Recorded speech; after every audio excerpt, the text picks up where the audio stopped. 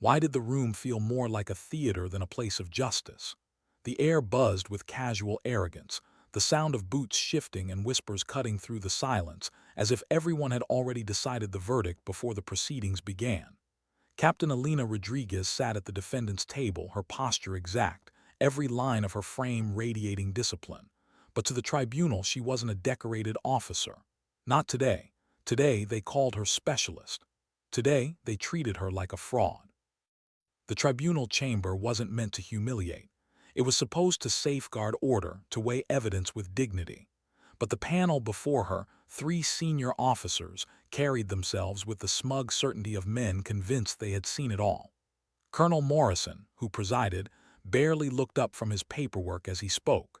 His voice was flat, dripping with a condescension that felt heavier than shackles. "You understand the charges against you, Specialist Rodriguez: insubordination, failure to follow direct orders, conduct unbecoming." He called her specialist, though he knew better. It wasn't a mistake. It was a calculated demotion, spoken aloud to brand her in front of the observers who had gathered in the gallery. They smirked, whispering among themselves, the sound of young officers in training eager to witness another routine case of failure. Elena's jaw tightened, though her face remained impassive. She didn't answer immediately. The silence wasn't defiance. It was control. Every instinct told her words would be twisted, that reason would be mistaken for excuse. She had tried before when she'd first been detained. She had explained protocols, explained classification restrictions. She had warned them, but warnings in the wrong ears often sounded like lies.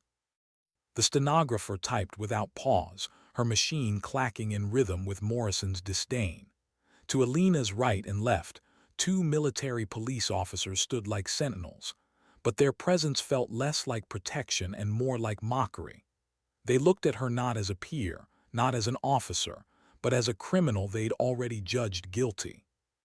Major Hayes, the second tribunal member, leaned back in his chair, his smirk bold and careless. "Look at her, sitting there like she belongs. Probably thinks those stolen valor stories will get her out of trouble." The gallery chuckled. Even the stenographer allowed herself a tiny shake of the head, her hands pausing over the keys as if disgust was worth memorializing. Elena inhaled slowly. She had been in firefights that were quieter than this. She had been surrounded by enemies who respected her more than these supposed comrades. The insult wasn't in their words. It was in their ignorance. The third member, Lieutenant Colonel Barnes, flipped through the folders stacked before him without so much as a glance at the classification warning stamped in red across the covers. His voice was dismissive, impatient. "We've seen this before. Young soldiers making up stories about classified missions, thinking they're too clever for the system. You're not fooling anyone, Rodriguez." His words landed like stones in the stillness. Around her the whispers spread.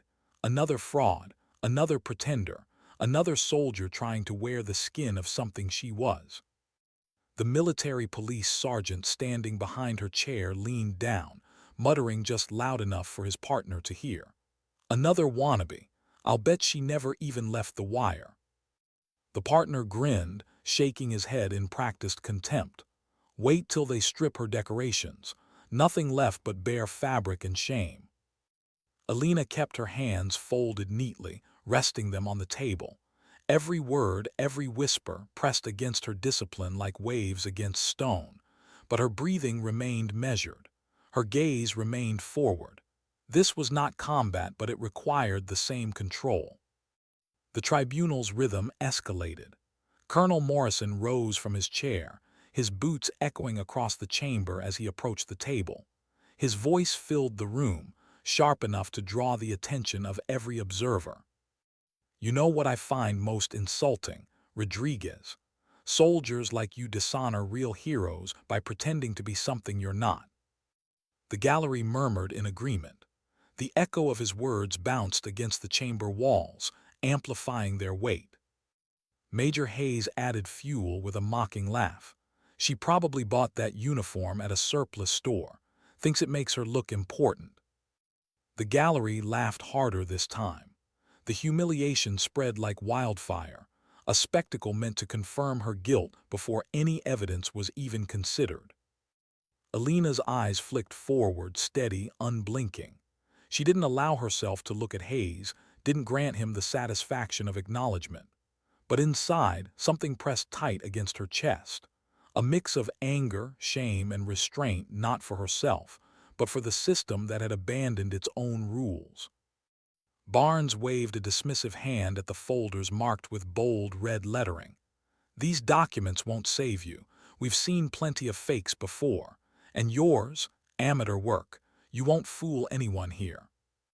The stenographer didn't type that line. She simply looked at Elena with open disgust, her silence saying more than words ever could. The mockery wasn't about truth anymore. It was about performance, and the performance was reaching its peak. Colonel Morrison snapped his manual closed with finality. "Given the seriousness of these fabricated claims, this tribunal will conduct a full, uniform inspection." The words were sharp, decisive. The gallery shifted forward, their bodies eager for spectacle. Hayes nodded approvingly, his eyes bright with the satisfaction of a man convinced he was moments away from vindication. Barnes leaned in, his voice smug. "Every patch, every ribbon, every stitch examined. If there's fraud, we'll expose it." The military police sergeant stepped forward, evidence bags in hand, his grin wide. This wasn't justice. This was entertainment. Elena finally spoke. Her voice was calm, firm, steady enough to quiet the whispers for a moment. "Sir, certain protocols require clearance verification before uniform inspection." Barnes slammed his palm on the table, the sound sharp enough to startle the front row. "Enough with the lies, Rodriguez. There are no special protocols for stolen valor." The gallery buzzed again. Anticipation, curiosity, excitement. They weren't watching a tribunal anymore, they were watching a show. Elena inhaled slowly, her eyes flicking to the sergeant now standing inches from her. She knew the consequences of what was about to unfold. She had tried to stop it. She had tried to warn them. But arrogance was louder than reason. The sergeant stepped closer, holding the bag open.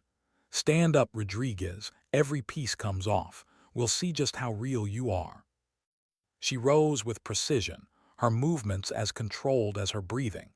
Even now, humiliated, she moved with the discipline of years spent in service. Colonel Morrison gestured to her jacket. "Start with the blouse." The stenographer leaned forward, hands poised over her machine. The gallery held its breath. They wanted the reveal, the unmasking, the humiliation. Elena's voice carried one more time, quiet but edged with warning. "Sir, I strongly recommend contacting base security before proceeding." Hayes barked a laugh, loud enough to ring against the chamber walls. "Base security? For a fraud, you've got nerve." The gallery laughed with him. The sergeant extended his hand, expectant. Elena lowered her eyes for a fraction of a second, not in shame, but in silent resignation. Then she began unbuttoning her jacket. Each movement deliberate, each click of fabric like a countdown she couldn't stop. The tribunal leaned forward, hungry for proof of her disgrace. The gallery whispered in anticipation. The stenographer's fingers trembled, waiting to immortalize her fall. But Elena knew the truth. She knew the ink beneath her uniform. She knew what it meant. And she knew, once revealed, nothing in this room would remain the same. She slid the jacket from her shoulders, her movements smooth, mechanical. The edge of the tattoo, faint but undeniable, peeked above her undershirt. Colonel Morrison squinted, his brow furrowing. "What's that?" he asked, his tone dismissive, confident. "Some gang tattoo, fake military ink." Hayes smirked. "Take off the shirt, Rodriguez. Let's see the big lie." The sergeant waited, bag open. The gallery leaned forward. The silence was heavy, taut, vibrating with expectation. Elena's hands moved to the hem of her undershirt. Her eyes flicked once toward Morrison, toward Hayes, toward Barnes. Men who thought they owned this room. Men who thought they could break her with laughter and protocol violations. Men who didn't know what they were about to uncover. Her breath caught just once. She lifted the fabric slowly, revealing the beginning of something none of them were prepared to see. And for the first time that day, silence truly filled the chamber. What happens when laughter dies in a room? When arrogance turns to silence so sharp it cuts the air? Elena's undershirt lifted inch by inch, and with it, the illusion of the tribunal's control. At first, it was only a glimpse, a coil of ink just below her shoulder. The gallery squinted, leaning forward. Morrison dismissed it with a scoff. Hayes shook his head, ready with another insult. Barnes muttered under his breath about gang markings. But then more of the ink came into view. Not chaos, not amateur lines, precision. Geometry woven with deadly artistry. A viper coiled with wings spread wide, its scales inked in strokes too exact to be casual, too perfect to be coincidence. Wrapped around it Latin text, etched with the discipline of someone who knew exactly what they were carrying. And hidden in the design, coordinates. Numbers burned into her skin in fine detail. The room froze. The gallery, once buzzing with ridicule, fell into silence. The stenographer's keys stilled midair, her eyes locked on the image as if afraid to look away. Colonel Morrison's smirk faltered. He leaned forward, squinting harder, his voice losing its edge. That's not regulation ink. Major Hayes stepped closer.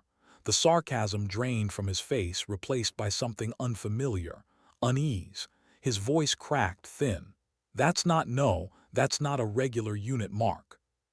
Barnes circled the table, craning his neck. For the first time his arrogance faltered, his lips tightening.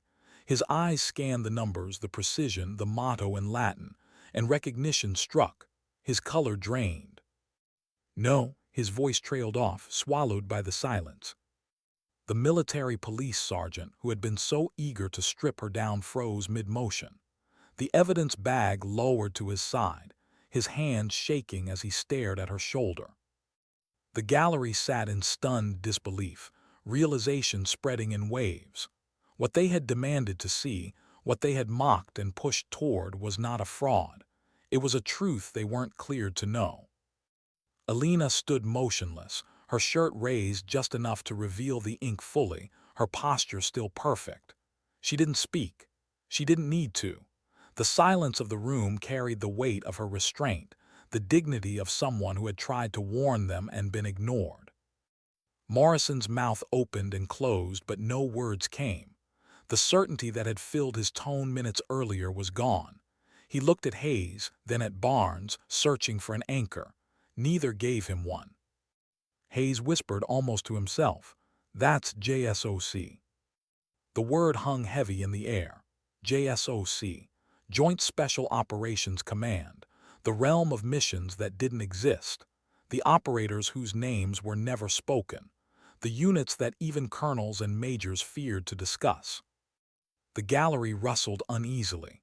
Some didn't know the acronym, others did, and those who did felt a chill run through their blood. Barnes' voice shook as he stepped back, pointing with a trembling finger at the tattoo. "The coordinates, those are real. I've seen them. Classified briefings, places we were told never to mention. God help us." Morrison's confidence collapsed in a single breath. His face went pale, his lips trembling as he finally recognized the insignia hidden in the Viper's wings. A mark restricted to only the most classified counterterrorism units in existence.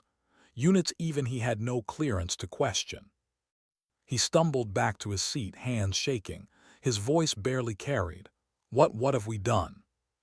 The sergeant who had mocked her earlier stepped back as if she were radioactive, as if the ink itself carried the authority of the missions it represented. His partner lowered his eyes, ashamed, afraid, no longer grinning. The gallery no longer leaned forward. They shrank back in their seats, the thrill of entertainment replaced with the dread of witnessing something they weren't meant to see. Elena lowered her shirt slowly, covering the ink again. Only then did she lift her eyes, meeting Morrison's gaze directly. Her voice was calm, steady, as if the silence itself belonged to her. "Sir, I tried to warn you. Protocols exist for a reason." Her words cut sharper than any accusation. The tribunal officers froze. For years they had believed themselves untouchable, but in seconds their power dissolved into fear. They hadn't exposed a fraud. They had exposed themselves. Morrison reached for the secure phone on his desk, his hand trembling. His voice cracked as he spoke into the receiver. "This is Colonel Morrison at Tribunal Chamber 7. We have an immediate classification emergency. JSOC liaison response required." The gallery erupted in whispers, fear buzzing louder than arrogance had before.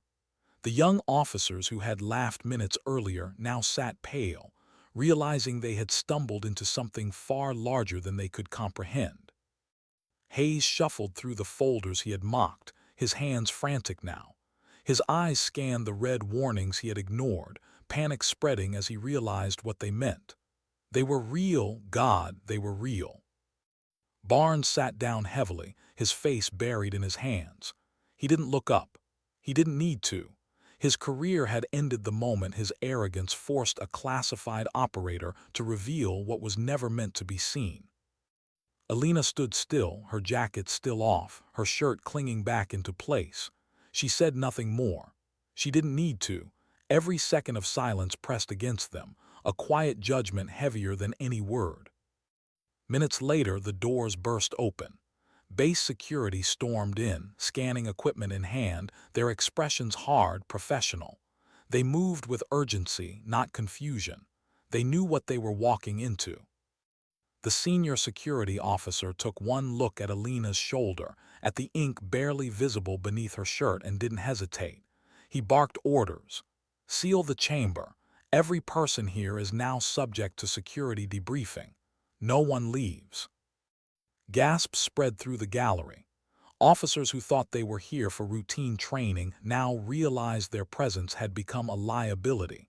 Their futures, their careers, were chained to the mistake of 3 arrogant men. The stenographer froze over her machine, her hands trembling. The transcript in front of her, once just words, was now classified material, evidence of a violation that would follow her forever. The military police looked at one another, their eyes wide, their confidence shattered. They had touched evidence they weren't cleared to touch, stripped authority they weren't cleared to challenge. The tribunal officers sat pale and speechless, their faces blank with the weight of their failure. Morrison whispered, broken, "What have I done?" The chamber doors opened again. This time the presence was heavier. A brigadier general strode in, his expression thunderous. The air shifted with his arrival. This wasn't theater anymore. This was reckoning. The general's boots echoed as he walked straight to Elena.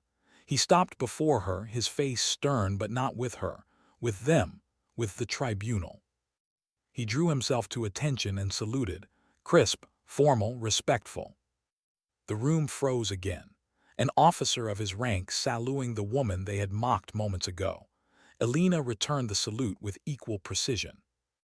The general's voice carried through the chamber, steady and sharp.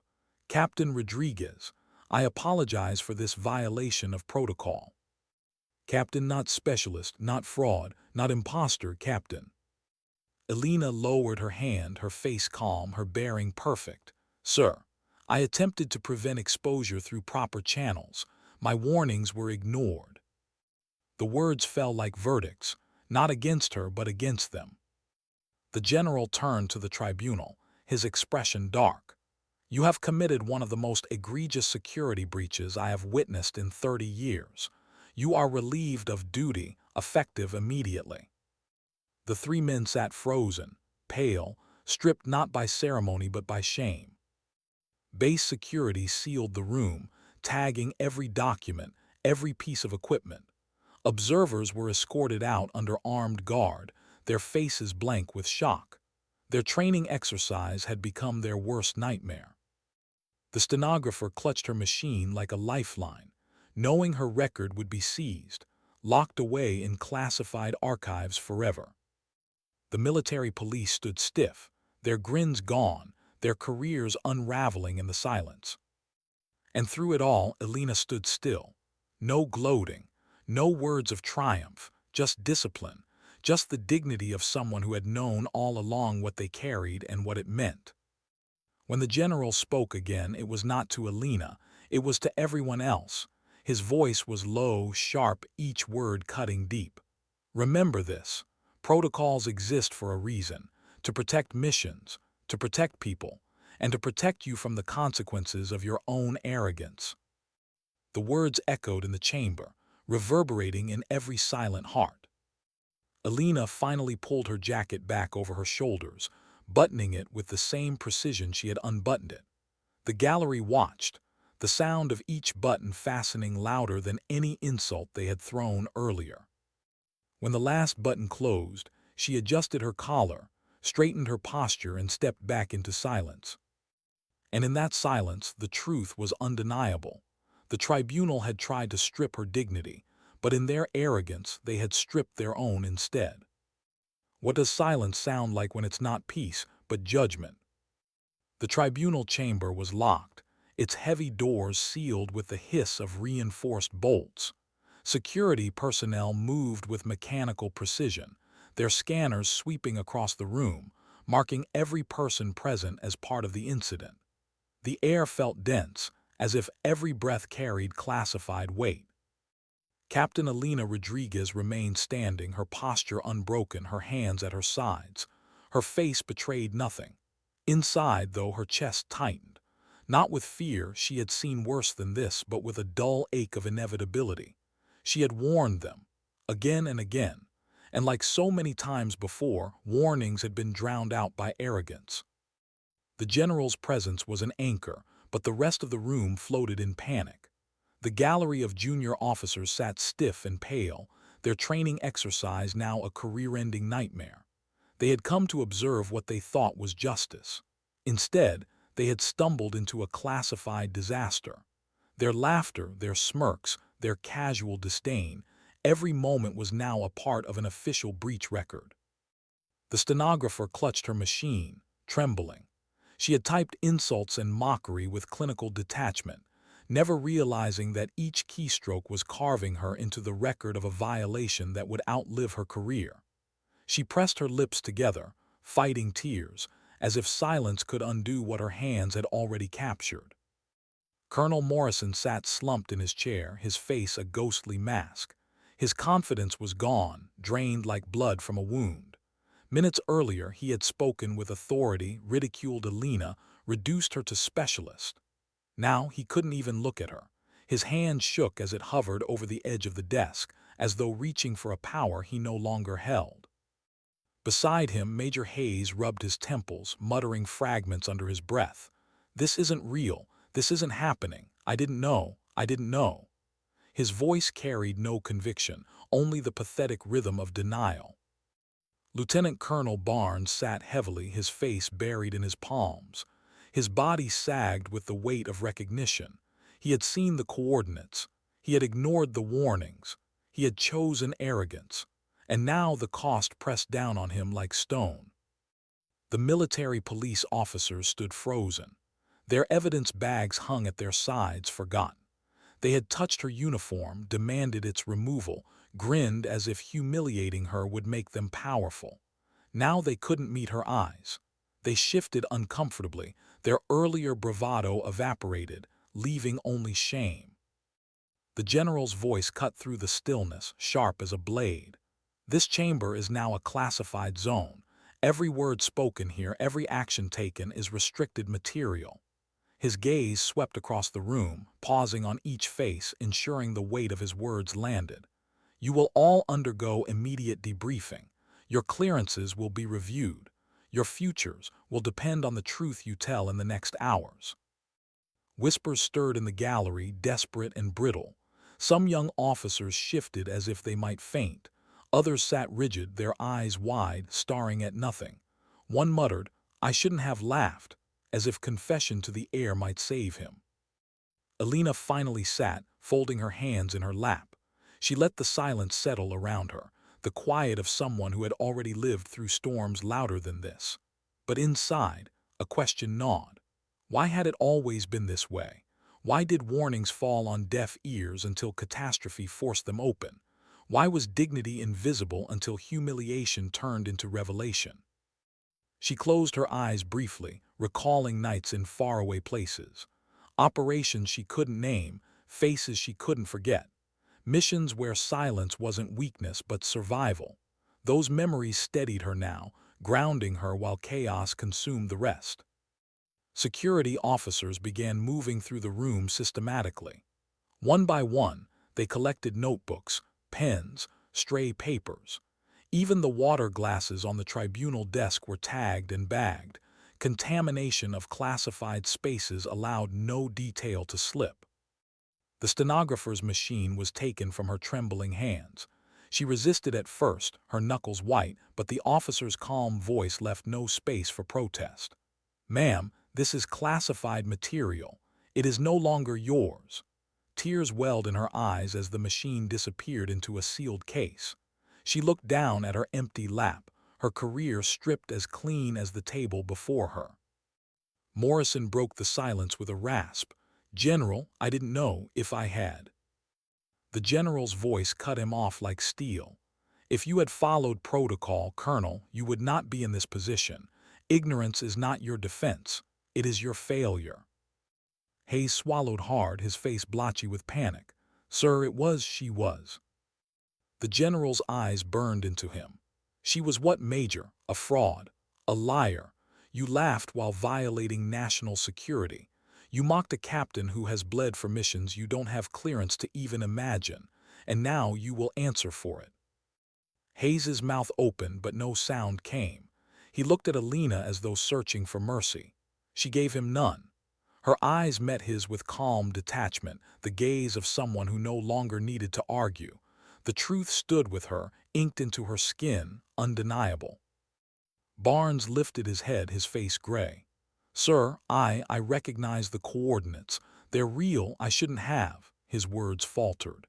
He buried his face again, unable to finish. The general didn't respond.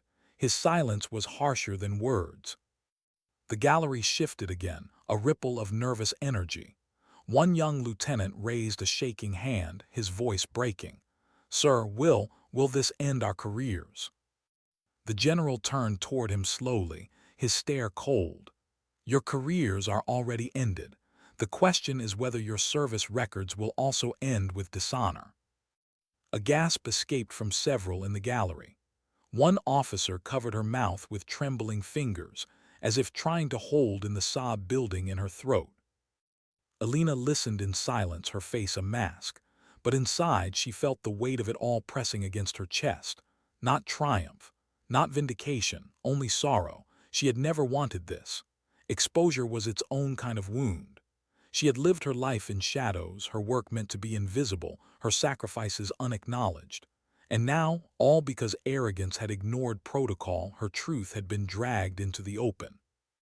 She thought of the missions branded into her skin, of comrades who would never come home, of names never spoken aloud.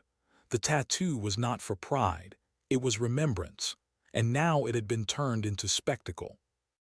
Security moved with quiet efficiency, separating groups, documenting names. Observers were escorted one by one into adjoining rooms for immediate questioning. The tribunal officers were left behind, their status too severe for anything but direct oversight. Morrison sat rigid, his eyes fixed on the table. He whispered again, voice broken, "What have I done?" The general finally turned to him, his voice quiet but deadly. "You have compromised not only your career, Colonel, but the safety of operations you will never understand. Your arrogance has consequences that extend beyond this room, and those consequences will not be borne by you alone." The words hit Morrison like a blow. His shoulders sagged, his body folding into itself. Elena looked away, her gaze drifting to the plaque above the chamber doors, a phrase about honor and justice carved in polished bronze. She almost laughed, not out of humor but out of the bitter irony of it all. Justice, honor, words spoken so often they had lost their weight. Yet here in this chamber, stripped of arrogance, their meaning returned like a ghost. She wondered, for a fleeting moment, if the young officers in the gallery would carry this lesson forward. If humiliation could teach what lectures never could. If arrogance burned once might leave only humility behind. She doubted it. Lessons carved in shame often faded with time. But still, perhaps for some this would be enough. Her thoughts were interrupted by the sound of boots. Security personnel approached, their expressions neutral but eyes sharp. "Captain Rodriguez, you are requested for immediate debriefing." Elena rose smoothly, her movements precise. She adjusted her jacket, ensuring every button was fastened, every crease sharp. The dignity of ritual steadied her steps as she followed the officers toward the adjoining chamber. Behind her, the tribunal remained in ruin. Morrison, Hayes, Barnes, men who had believed they owned authority, now sat broken, awaiting the judgment of the system they had abused. The gallery whispered among themselves, their voices low, fearful. They watched Elena leave not as a fraud, not as a spectacle, but as something they could not name: strength in silence, dignity under fire. The chamber doors closed behind her with a heavy thud, sealing her away from their stares. For a moment, the room remained in suspended stillness, each person caught in their private storm of fear, guilt, or disbelief. And then the general spoke again, his tone final, his words like iron. "This chamber will not be remembered for your laughter. It will be remembered for your failure. Let that weight follow you, forever." The silence that followed was not empty, it was judgment, and it lingered like smoke. Why do some truths feel heavier when left unspoken than when spoken aloud? The debriefing chamber was small, almost austere, designed less for comfort and more for containment. Fluorescent light hummed faintly overhead, washing the gray walls in a sterile glow. A steel table separated Captain Elena Rodriguez from the two security officers seated across from her. Behind them, a third officer leaned against the wall, arms crossed, eyes sharp. The door sealed with a heavy click, and silence settled like a second skin. Elena sat straight-backed, her hands folded neatly on the table. Her posture was unyielding, yet inside her chest, something knotted tight. She had endured battlefields and missions that bent the edge of sanity, but this quiet chamber, was a different kind of fight. The senior officer spoke first, his tone professional but edged with urgency. "Captain Rodriguez, you understand the seriousness of the incident." Her eyes met his, calm but unreadable. "Yes, sir." The other officer leaned forward, his voice clipped. "Your tattoo. The tribunal forced exposure of markings that fall under special access programs. You are aware this constitutes a breach of national security." "I am aware," Elena answered. Her voice was steady, each word chosen with care. The officer studied her as if searching for cracks. "Then you know why we're here. We need to assess the scope of exposure. Who saw what they understood, what they may repeat." Elena's jaw tightened, not from fear but from the ache of memory. She had lived her entire career in silence, the weight of classification pressing down on every word, every story. And now, strangers were dissecting the ink on her skin as though it were evidence instead of remembrance. The second officer tapped the table lightly. "Captain, I'll be blunt. That tattoo carries coordinates. Locations tied to operations most in this building will never even hear whispered. We need to know, were those coordinates verified by anyone in the room?" Elena's eyes flickered just briefly. Barnes' pale face flashed in her mind, the way recognition had drained him, the way his voice had faltered. "Yes," she said quietly. "Lieutenant Colonel Barnes, he recognized them." The officer wrote something down, his pen scratching against paper. The sound was sharp, too sharp, like a blade against her nerves. "And the others?" "Confusion," Elena said. "Panic, they didn't understand." Silence followed, heavy and uncomfortable.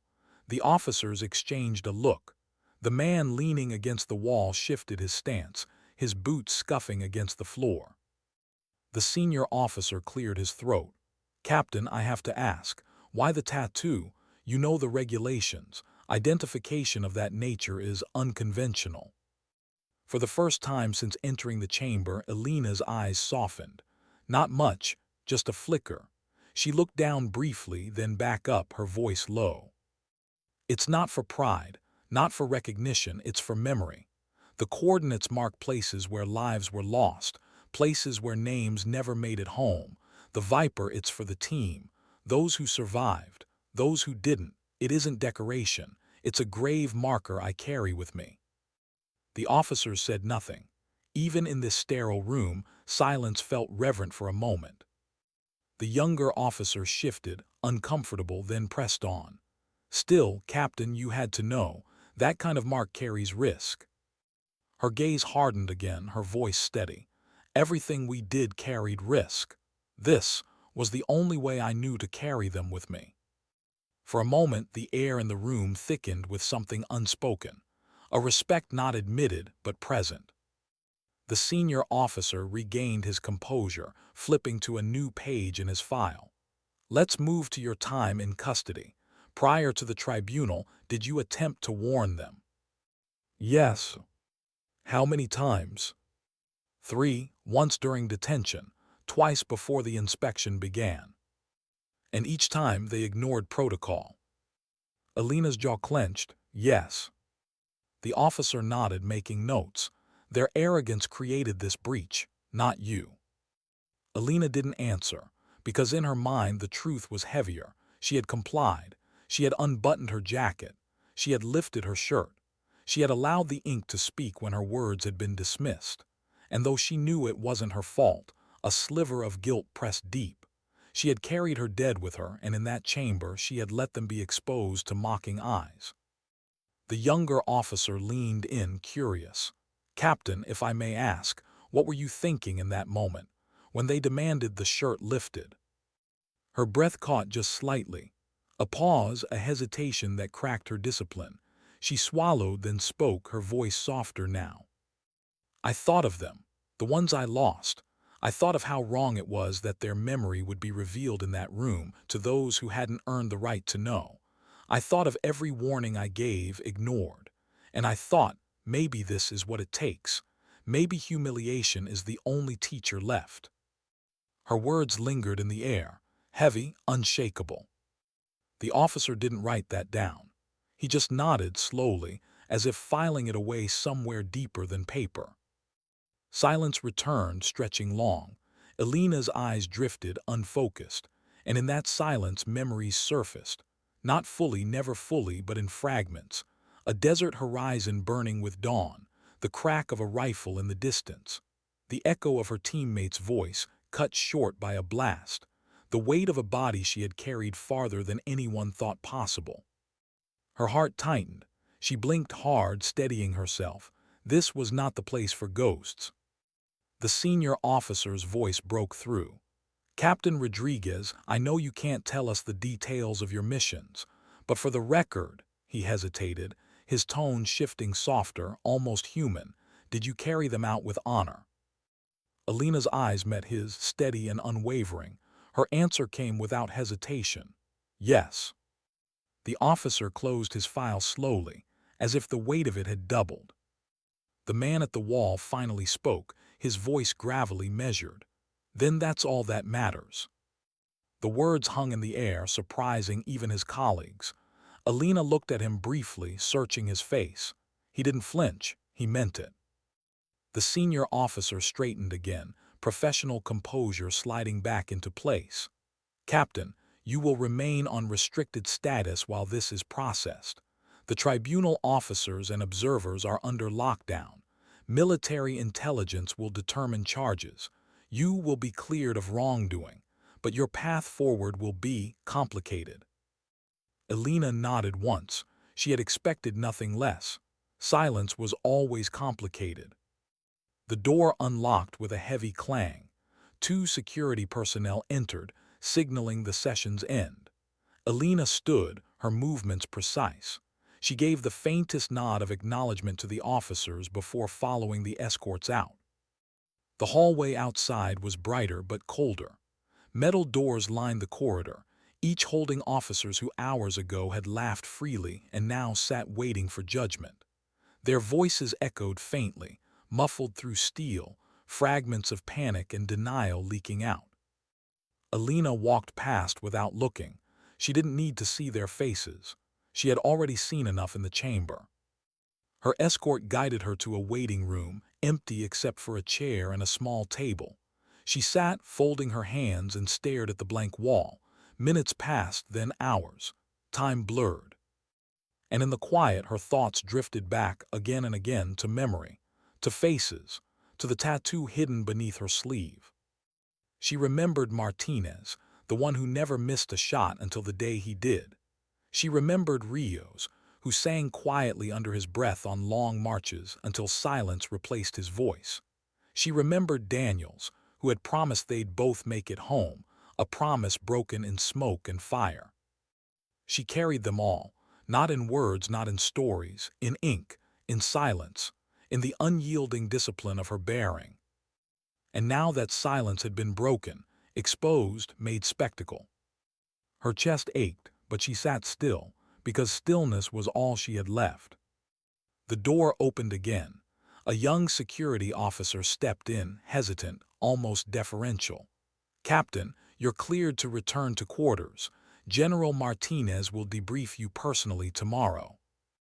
Elena rose, gave a crisp nod, and walked out without a word. The corridor stretched ahead, dim, sterile. Each step echoed against concrete, and with each echo, one thought repeated, steady, inescapable. Dignity doesn't speak, it endures. And it had endured again. What does waiting feel like when the world no longer trusts you, yet still needs you? Weeks had passed since the tribunal chamber erupted into silence. The base returned to its rhythm, boots striking pavement, engines growling across the flight line, radios buzzing with clipped transmissions. But for Captain Elena Rodriguez, time had slowed into something heavier, more deliberate. Her clearance had been frozen, her access restricted. She still wore her uniform, but without the authority it once carried. She attended mandatory check-ins, answered sterile questions, and moved through corridors where whispers trailed her like shadows. To some, she was the officer vindicated. To others, she was the spectacle they couldn't forget, the one who had been forced to reveal what was never meant to be seen. She lived in quarters stripped bare of anything personal. A bed, a desk, a lamp. No photos, no keepsakes. Silence was her company and memory was her burden. At night she traced the ink beneath her sleeve, the coiled viper and coordinates pressed into her skin. Each line whispered names, places, moments frozen in time. She had carried them to remember, but now their exposure felt like betrayal, not of her, but of them. Still she endured.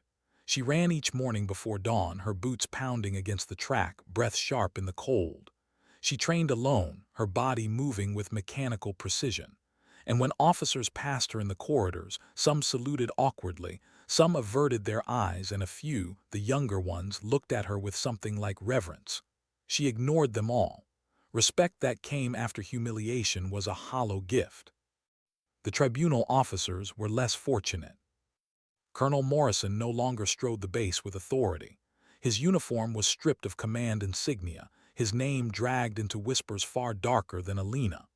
His days were consumed by endless interviews with investigators, each question digging deeper into his arrogance, his disregard for protocol. Once, Elena passed him in a hallway. He didn't meet her eyes. His face was gray, his shoulders slumped. He looked less like a colonel and more like a man already half buried. Major Hayes had fared worse. His discharge was swift, his reputation burned. She heard he drank heavily in his off-base quarters, a shadow of the man who once laughed so loudly at her expense. When he left the base for the last time, it wasn't with a salute or ceremony. It was under escort, his eyes downcast, his steps stumbling. Lieutenant Colonel Barnes remained on base but not in command. He had become a case study, a living warning of what arrogance cost. Cadets in training were briefed about his failure, his name used not in admiration but as a caution.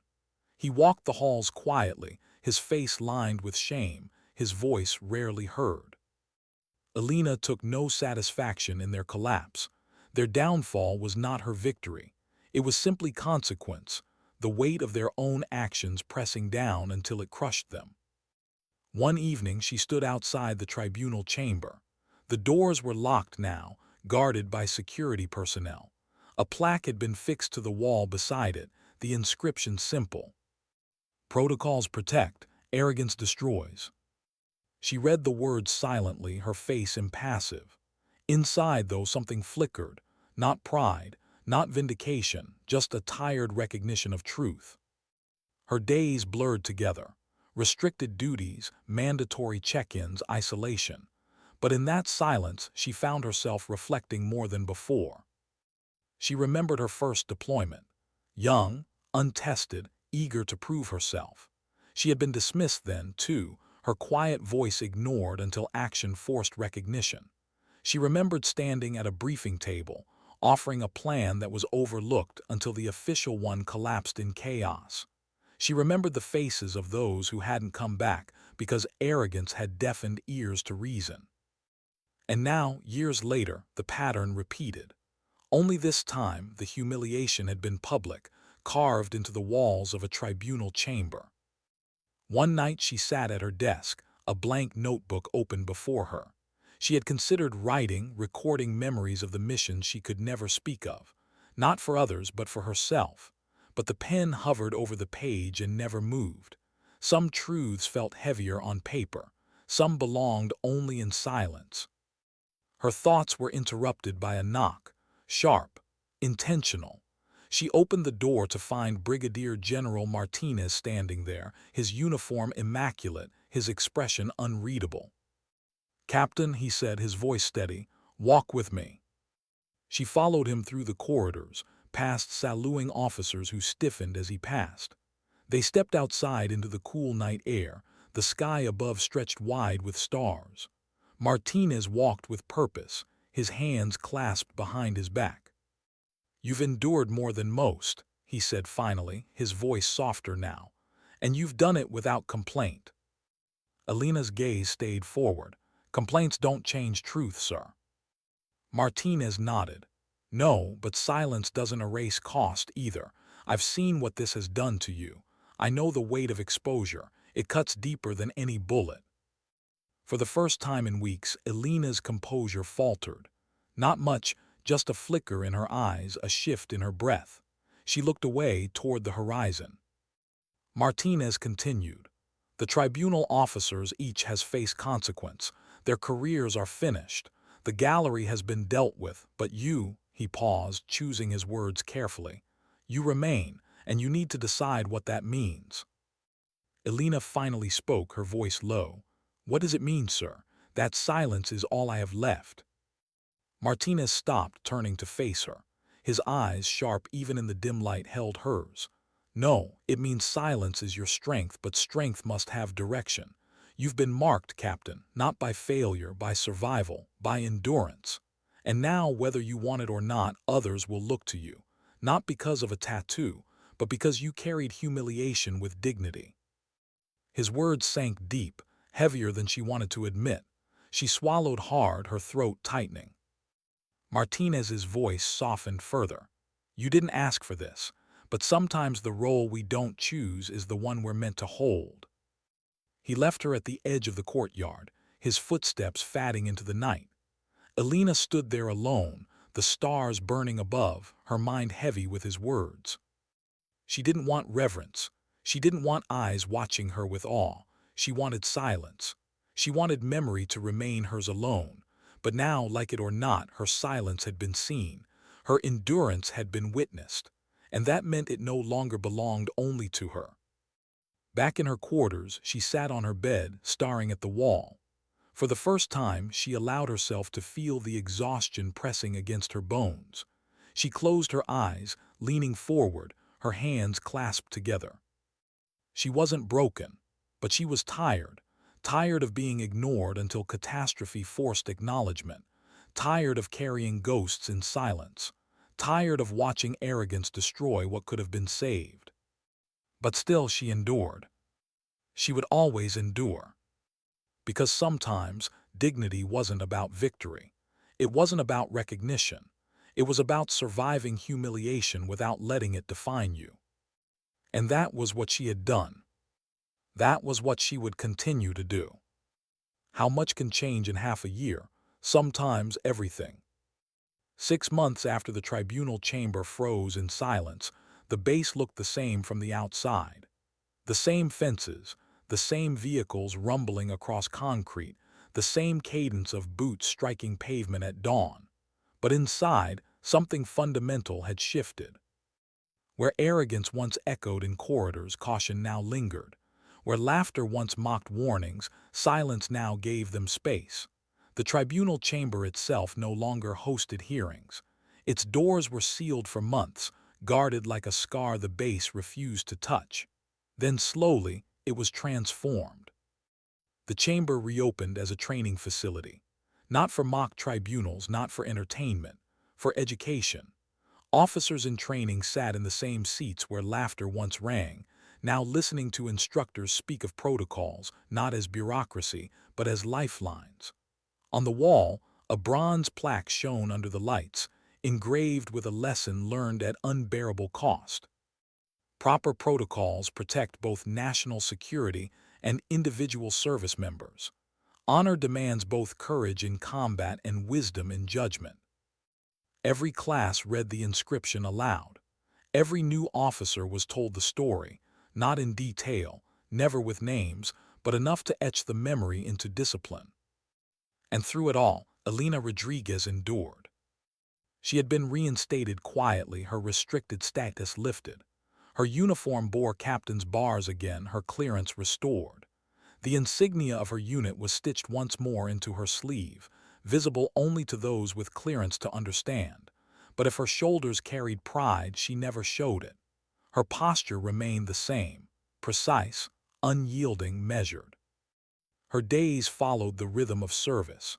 Early runs, briefings, training exercises, but something had changed in how others looked at her. Salutes came sharper, eyes lingered longer, not out of pity, not even out of reverence, but something subtler, recognition. She walked through corridors where whispers once mocked her. Now silence followed, but it was not the silence of contempt. It was the silence of respect, cautious and steady. Young officers straightened when she passed. Some saluted nervously, their movements stiff with admiration they didn't know how to express. Elena accepted it without reaction. Respect that came after humiliation was never asked for, never wanted. But she knew she could not reject it either. It was not about her anymore. It was about what others saw in her: endurance, resilience, a strength they couldn't name but needed to witness. Colonel Morrison was gone. Discharged quietly, stripped of clearance, his name reduced to a cautionary note in official records. Major Hayes had fared worse, his dismissal dishonorable, his future collapsed into shadow. Lieutenant Colonel Barnes remained, but not in command. He lectured occasionally in training sessions, his story used not for inspiration, but as a warning of arrogance unchecked. His face carried the lines of regret, his voice subdued, as if each word cost him more than he had left to give. Elena took no satisfaction in their ruin. She walked past the training facility one afternoon, the sound of cadets repeating the plaque's inscription drifting into the corridor. She paused, listening to their voices, young and uncertain but earnest. For a brief moment, she closed her eyes. Perhaps humiliation could teach what lectures never had. Perhaps their failure could protect the next generation from repeating it. General Martinez remained a steady presence. He visited her occasionally, never with ceremony, always with quiet purpose. One evening he found her in the gym, sweat dampening her shirt as she worked through the deliberate rhythm of push-ups.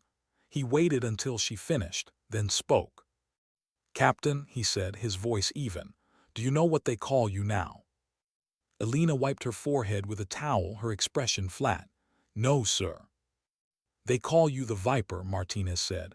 "Not for the tattoo, for the way you carried yourself. Silent, deadly, unbroken." Elena shook her head slightly, a shadow of irony flickering in her eyes. I don't want a name, sir.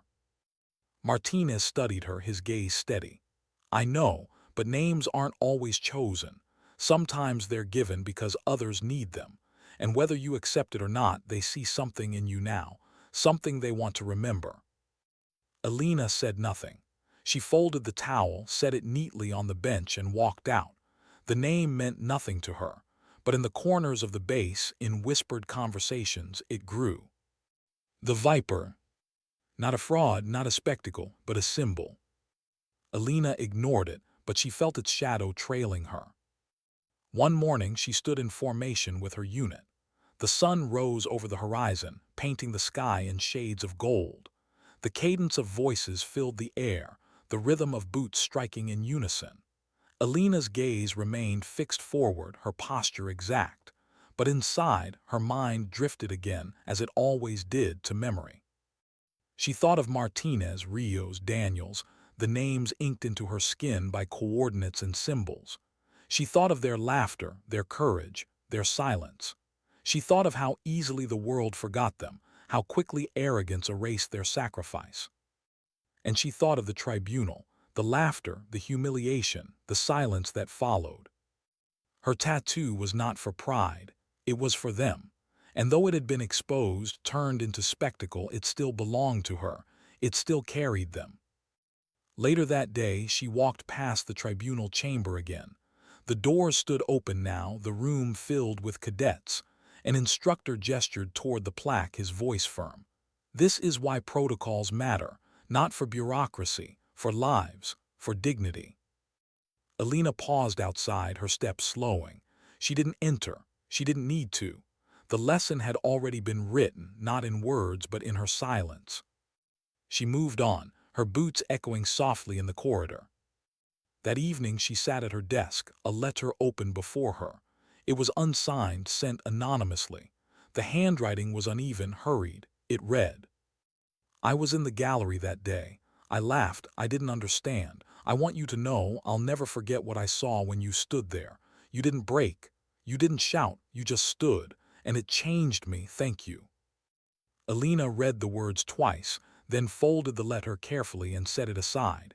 She didn't smile, but for a moment the ache in her chest loosened. She looked down at her sleeve, at the ink hidden beneath the fabric. She traced it lightly with her fingers, her eyes distant. They would never know the full weight. They would never understand the cost, but perhaps, just perhaps, they had learned enough. The base moved on. Missions continued. Cadets trained. The sun rose and fell day after day.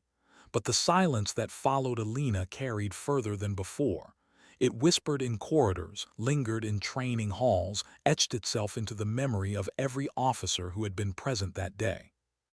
And Elena carried it still, not for recognition, not for pride, but because silence once endured became strength. Because sometimes the deepest scars are not wounds at all. They are lessons carved into flesh and memory. And Elena Rodriguez was both scar and lesson, silent, unyielding, unbroken. Why is it that the ones who never ask to be followed often leave the clearest path behind them? Captain Elena Rodriguez had never set out to lead by example. She had followed orders, executed missions, endured silence. Her life had been defined not by speeches, but by restraint. Yet, in the months after the tribunal incident, she began to notice something different in the way younger soldiers looked at her. It started small. A glance held longer than usual in the mess hall, a lieutenant straightening his uniform when she walked past, cadets whispering, then going silent when she entered a briefing room. She ignored it at first. She didn't want the attention. She didn't want a name, a myth, or the weight of being remembered. She only wanted to serve. But stories have a way of growing even when silence surrounds them. She heard whispers on the training grounds. That's her, the Viper. Some said it with awe, others with caution. The name spread quietly like smoke drifting under doors. It wasn't official. It was never spoken in reports, but it lingered, attaching itself to her like a shadow she couldn't shake. One afternoon, during weapons qualification, a young specialist approached her on the firing line. His hands trembled slightly as he adjusted his rifle, his breathing uneven. Elena watched him struggle, his shots scattering wide of the target. When the line went cold, he hesitated, then turned toward her. "Ma'am," he said, his voice uncertain, "can I ask you something?" Elena kept her tone even. "Go ahead." The young man swallowed, his eyes flicking to the ground before meeting hers again. How do you stay calm when everyone's watching, when you know they're waiting for you to fail?" Elena studied him for a moment, the question echoing in her chest. She thought of the tribunal, of laughter that turned to silence, of humiliation endured. She thought of every briefing where her voice had been ignored until failure forced ears to listen. She spoke quietly. "You don't stay calm because you don't feel it. You stay calm because you know what breaking would cost. You breathe, you slow your hands, and you remember that dignity isn't for them. It's for you." The young specialist nodded slowly, the weight of her words sinking in. He adjusted his grip on the rifle, his shoulders squaring. The next round of firing began, and his shots, while not perfect, tightened into a steady pattern. Elena said nothing more. She didn't need to. Word of moments like that spread faster than she could stop them. Cadets began seeking her out after drills, asking small questions about control, about endurance, about silence. She never lectured. She never stood before them like an instructor. She simply answered quietly, directly, without ceremony. And yet ceremony found her. General Martinez called her into his office one morning, the blinds drawn, the smell of coffee hanging in the air. He motioned for her to sit. "You've become something," he said, his voice steady, "whether you wanted to or not." Elena kept her posture straight, her hands folded in her lap. "Sir, I didn't ask for it."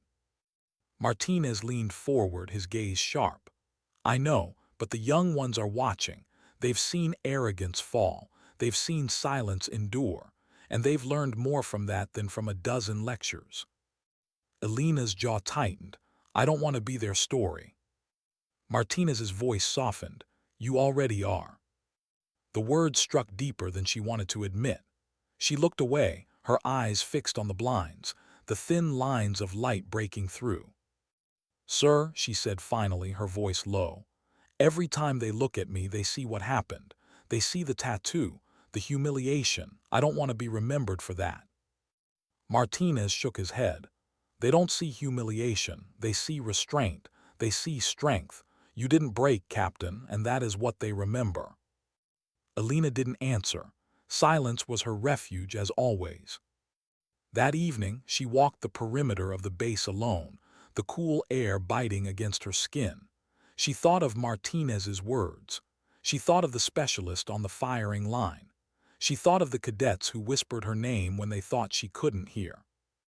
And she thought of her team. Martinez, Rios, Daniels. The names etched into her memory, the coordinates inked into her skin. She hadn't carried them to be seen. She had carried them so they would not be forgotten. Now somehow, her silence carried more than just them. It carried the weight of others, young, uncertain, searching for strength in places they could not name. The realization unsettled her. She didn't want to be a symbol, but she couldn't deny what she saw in their eyes. One night weeks later, she found herself in the mess hall long after hours. The room was empty, the lights dim. She sat alone at a table, a half-finished cup of coffee cooling before her. Her thoughts drifted, heavy and restless. Then a voice interrupted. "Ma'am." She looked up to see a young woman standing hesitantly at the edge of the table. A cadet, barely 20, her uniform crisp but her eyes uncertain. "Yes," Elena said. The cadet shifted nervously. I wanted to say thank you. I was in the gallery that day." Elena's chest tightened. The memory of whispers, of laughter, of humiliation returned sharp and vivid. She held her expression steady. "You don't need to thank me." The cadet shook her head quickly. "No, I do," I laughed. "I thought it was all a joke. But when you stood there, when you didn't break, I realized how wrong I was. It changed how I see everything. I just wanted you to know." Her voice cracked at the last word. She stood awkwardly, waiting for a response. Elena studied her for a long moment. Then she spoke, her tone quiet but firm. "Don't thank me. Learn from it. Carry that lesson forward. Make sure you never forget what arrogance costs." The cadet nodded quickly, her eyes wide, before retreating. Elena watched her leave, the echo of her footsteps fading into silence. She sat alone again, the coffee cold before her, but the ache in her chest had shifted. It wasn't lighter, not exactly, but it was different. She understood now. She didn't have to want the role, she didn't have to seek it. It had already been written in the silence she carried. And if others drew strength from it, then maybe, just maybe, the exposure had not been only humiliation. Maybe it had meaning. Later, as she lay in her quarters staring at the ceiling, she traced the ink beneath her sleeve again. The viper coiled, the coordinates etched. For her, they would always mean loss. But for others, perhaps they now meant endurance. She exhaled slowly, her eyes closing. Maybe that was enough. How do stories end when they were never meant to be told? For Captain Elena Rodriguez, the tribunal incident was supposed to be buried in classified silence. It was never meant for whispers in corridors or plaques on walls. It was supposed to vanish, sealed in reports only a handful of eyes would ever read. But silence has a way of echoing louder than words. 6 months had become nearly a year. The base had settled into its rhythm again, but the mark of that day remained, etched into its culture like a scar. Officers in training no longer joked about stolen valor cases. Cadets no longer dismissed warnings with smirks. The tribunal chamber, once a place of arrogance, now stood as a monument to restraint. And Elena, she carried on. Her days were filled with the ordinary cadence of duty, briefings, training, oversight. She walked the same corridors she always had, her uniform crisp, her posture unyielding. But every step carried a shadow. The whispers followed still, not mocking, not cruel, but reverent. The viper, the name she never wanted. She ignored it as best she could. But sometimes, late at night, she thought of it, not as a title for herself, but as a reflection of what others needed.